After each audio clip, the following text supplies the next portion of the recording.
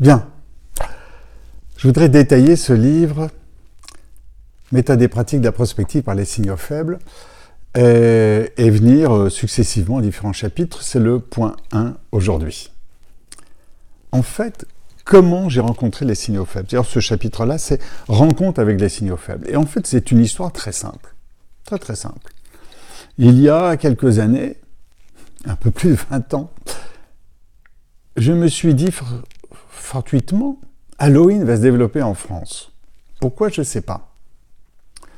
Je fais une démarche, je fais une recherche, je dépose la marque Halloween en alimentaire, je développe un gâteau dont je fais un brevet, et ce gâteau est présent chez 1000 boulangers pâtissiers et se développe en 1997, pardon.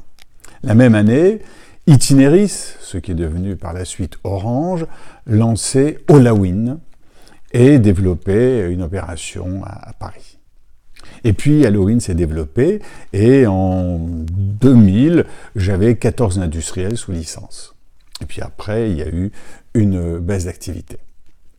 Et je me suis demandé, mais comment ça se fait que j'ai pensé à développer Halloween?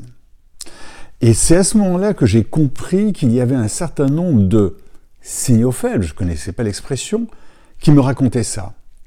Le retour de la brique, du bois, de la laine, du coton, du lin, des matériaux nobles. C'est-à-dire qu'après les années frimes des années 90, on revenait dans des années plus fondées.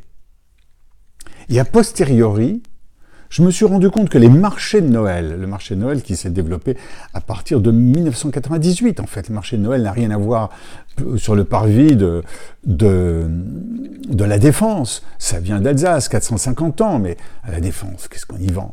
Des bêtises, à l'époque surtout des bêtises asiatiques. Le marché de Noël, donc, se développe à partir de 98. Je ne sais pas si les marchés de Noël ont fait une étude, mais c'est la même conclusion. Un retour aux sources. Donc, j'ai capté des signaux faibles qui m'ont dit « Halloween va se développer ». Eh bien, c'est ce premier chapitre-là, rencontre avec les signaux faibles. Il y en a d'autres qui sont expliqués dedans. Est-ce qu'on parle d'ailleurs de signaux faibles ou de signal fort?